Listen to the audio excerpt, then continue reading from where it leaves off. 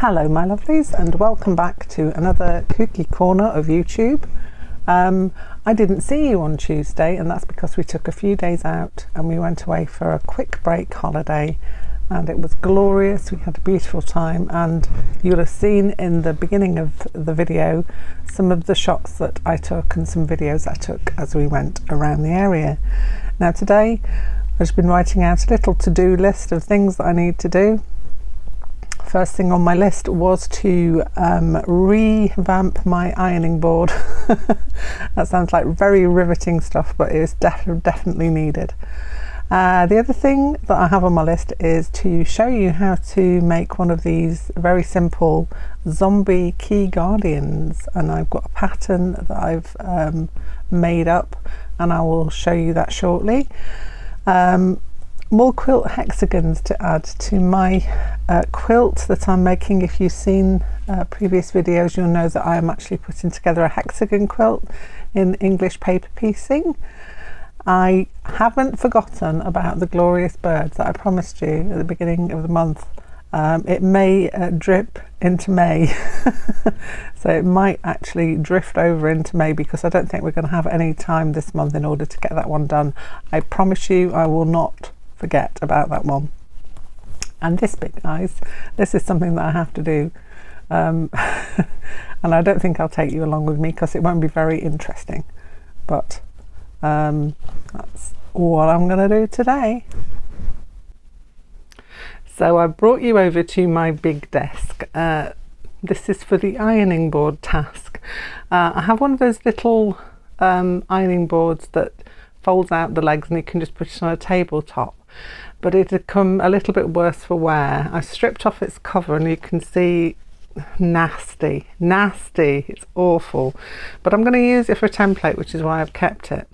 Now these are the two fabrics that I was going to go for. Sorry about my finger in front of the camera there.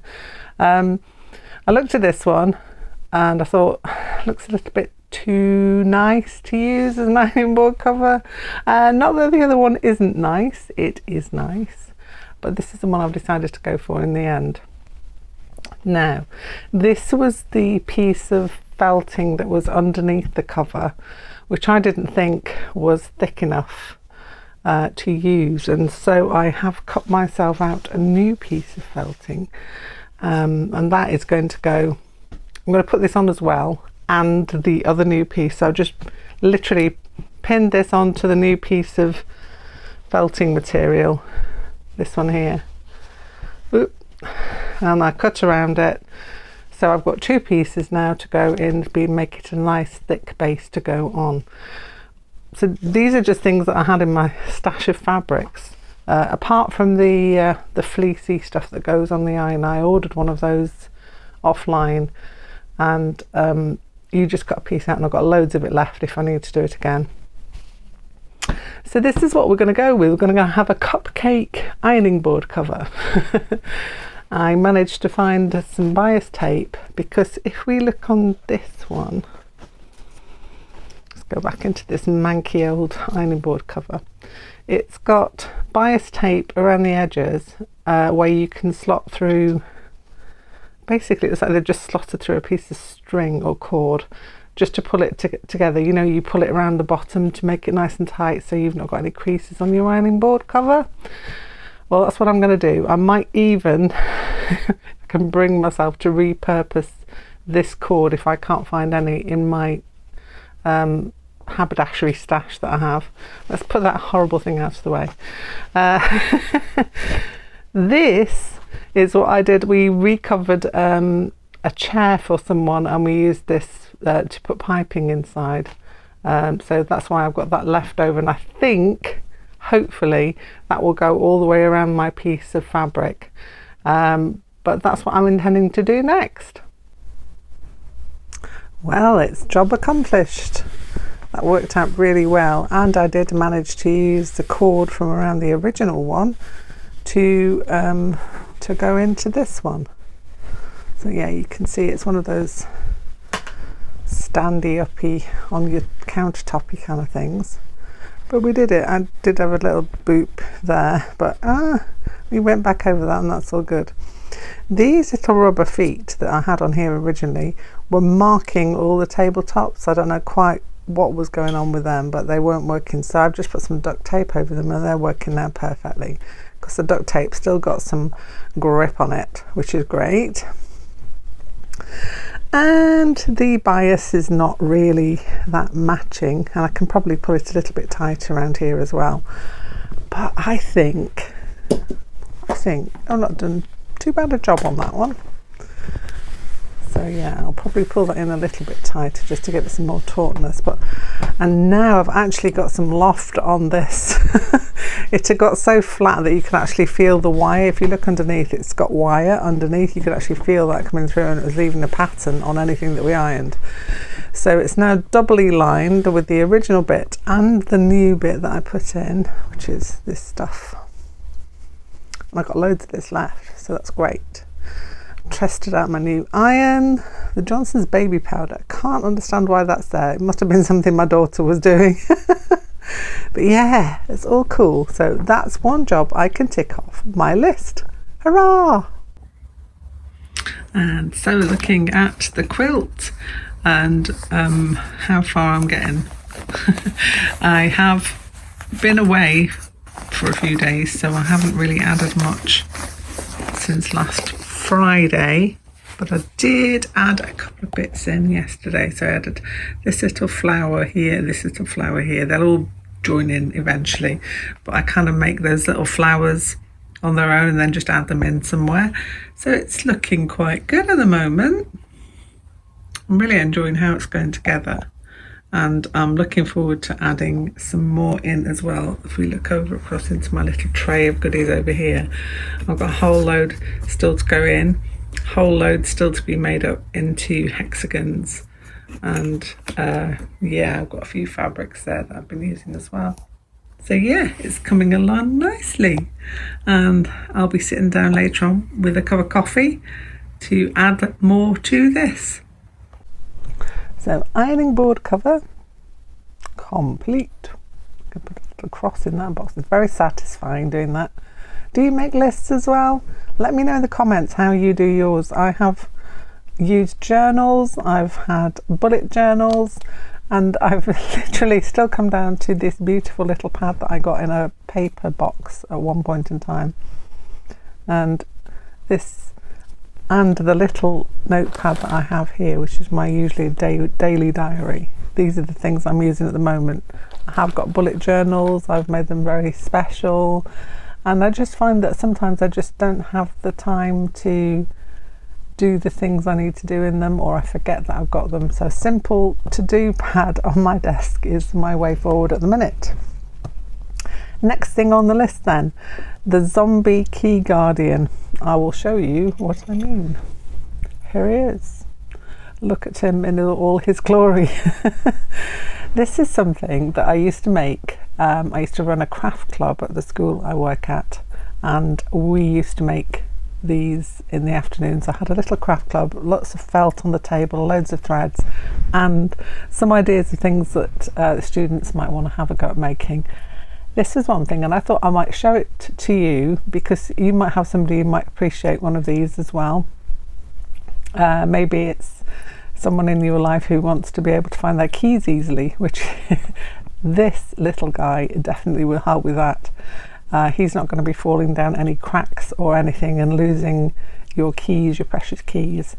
And it's also a really good way to use up any of the little bits of felt that you might have hanging around left after different projects that you've done. I certainly always find I've got a box. I never throw anything away, so I've got a box of felt pieces, and he was made from a box of felt pieces that I have at the side of my desk at work. But I have put together a pattern for it, which I will grab now. If you give me a moment to move that to one side.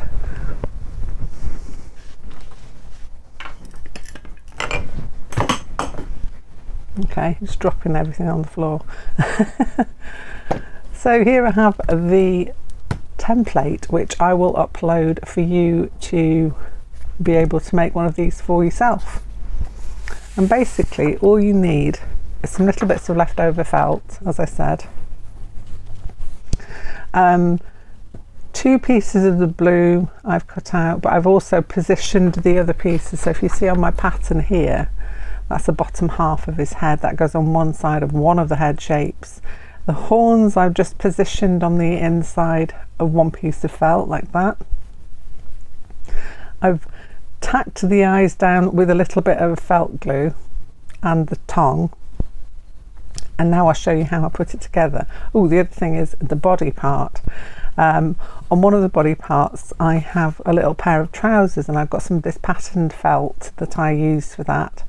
But you don't have to do that. You could skip that step altogether, so they're optional. But I think it adds quite a little something to your monstery zombie guy to have that on there. The eyes I tend to do in different sizes because it just adds a little bit of interest. His tongue again is just a tiny bit of yellow felt, and the stitching that we will do with this is really, really simple.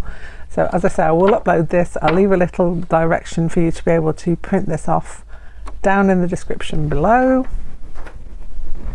The other thing you'll need for this, which I've just dropped on the floor, are 2 little seed beads to make the pupils of his eyes. But I'll go and retrieve those and I'll come back and I'll show you how we're going to get on with this. Okay, so I've retrieved my little seed beads there. So what I'm going to do first of all is I've basically, as I said, just used this fabulous felt and foam tacky glue just in a little dot on each piece, just so that I can hold it in place while I sew it. And I've got one of my needles here, which is kind of pre-threaded with a bit of thread, a little bit pink cotton thread. So on one of the heads, as I said, all the bits have been stuck down, and what I want to do now is I am now going to just over sew around the edges. I knew that was going to happen. I knew it. Always comes unthreaded, just when you don't want it to. It is a rather small piece of thread, I must admit. See if we can get it through. There we go. So all it is an over sew, and I'll just come up a bit closer so you can see. Literally just going over the edge and back down into the felt below, just to over sew that little pink eye shape. And what you want to do is go all the way around it, like you can see on this one, all the way around that one. Then a little bit of yellow thread to go all the way around your tongue shape, and then I'll show you how I do the teeth. He also has a little red running stitch line going down the front of his face. You don't have to add that at all. It's an optional extra. Also a little tummy button there on his body.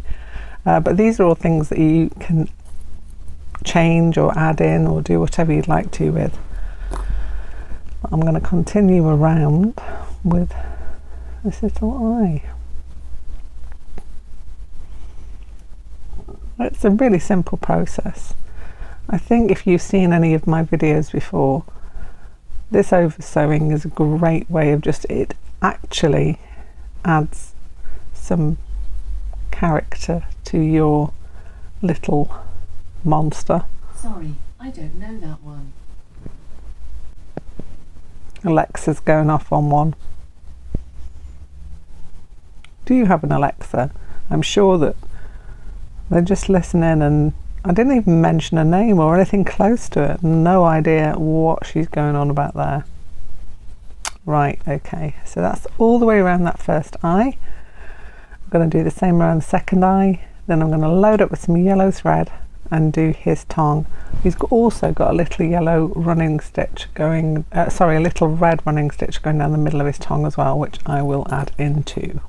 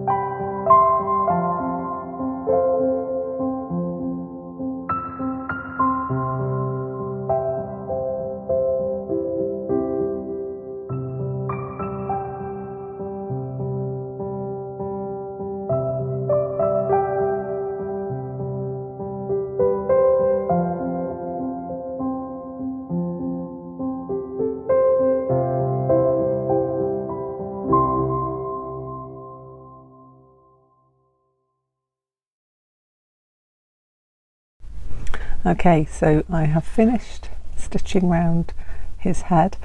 The mouse details are just wonky stitches, just make them as wonky as you like, because he's a zombie and he doesn't care. And it looks really cool, and it looks gives him character. I've put the seed beads on again in a wonky style to match his wonky eyes and everything else that's wonky about him.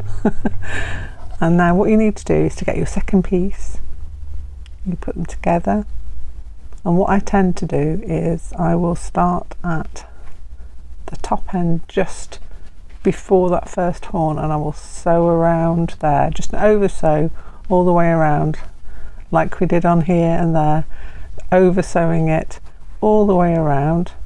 Stop after that horn there, so you've got that gap at the top, little bit of stuffing or polyfill inside there, and then that will be the head completed. So I'm going to go and get on and do that, and I'll let you watch along.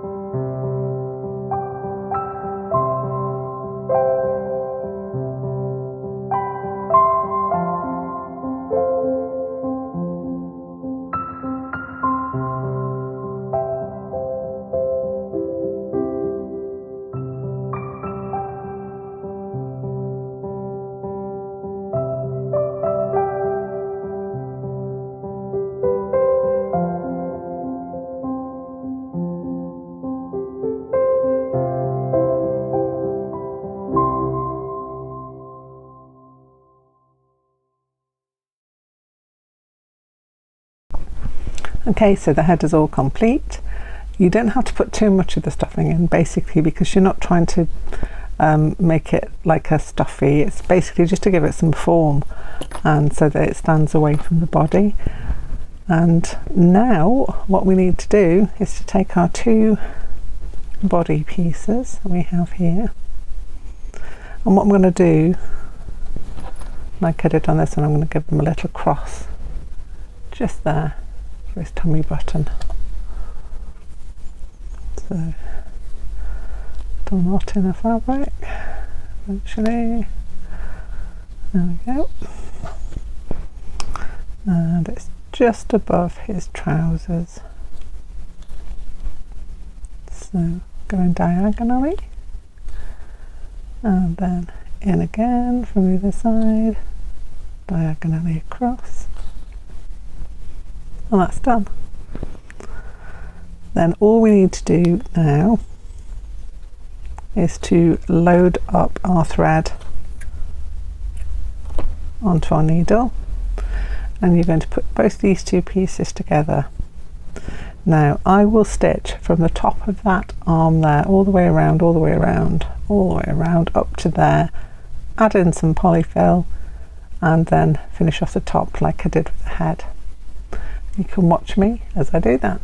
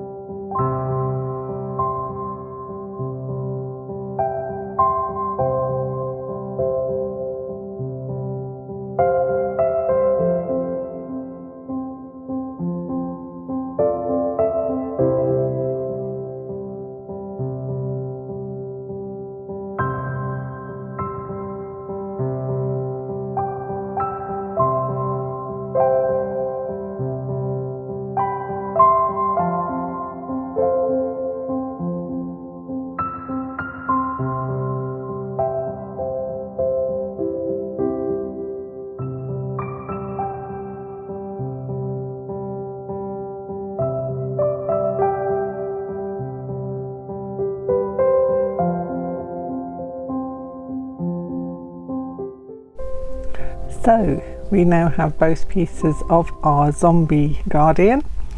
Now you can do one of two things. If you wanted to, you could felt glue or hot glue his head into place. I am a purist, and so on my one, what I did is I did an oversew stitch all around that edge there, and then just underneath just caught it slightly on the bottom edge there, but again you could glue that if you wanted to. The other thing you're going to need, which I have here, if you want to make it into a keyring, you might just want him to be a little pocket guardian, which could be fine on his own, and you don't actually need a keyring attachment. But what I've got here is I've got the keyring attachment and a little lobster clasp, and obviously that gets fitted onto there, and what you need to do is to just sew that with some thick thread onto the top there, and then add your lobster clasp, and he's all finished. And you can hang him on your bag or with your keys on it so that you know where they are. I have a little hook inside my bag that I hang mine on so that I can always find them and they're not kind of dangling out and could get lost. But this guy looks after them for you. Even if they're in your bag loose, you'll be able to find them because he's holding on to them.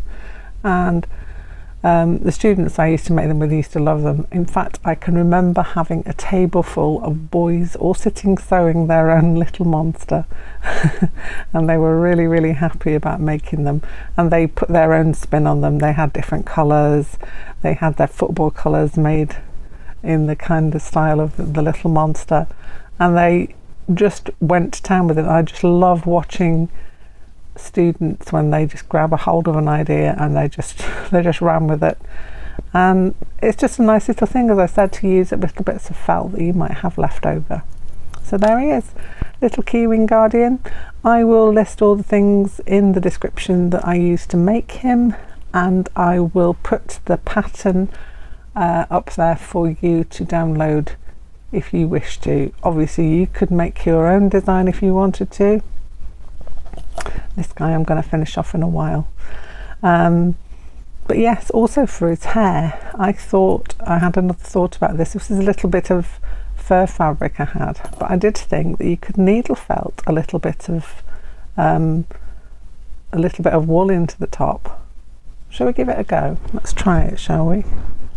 So, got my needle felting. Find a little bit of leftover wool from my box. I quite like this little bit of aqua. That's going to be quite nice and fuzzy. So find my needle,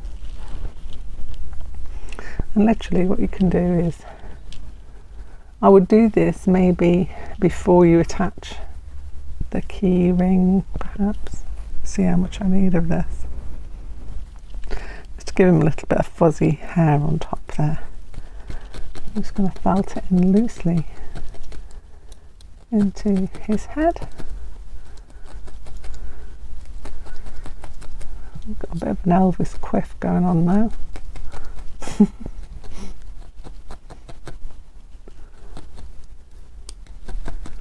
It's just so easy. It's easier even than sewing it on, and if you don't like it, you can you start to put it on, you think, oh, I don't really like that, you can literally just pull it off, but it won't come off easily once you've done it securely. So just have a few stabs, see if you like it or not, and if you don't like it, pull it out. But that's quite nice. I might even add a second colour into that just because. So we've got a bit of dark teal colour as well going on here. We've got a real hairdo now, hasn't he? Going on, bit of fluffy hair.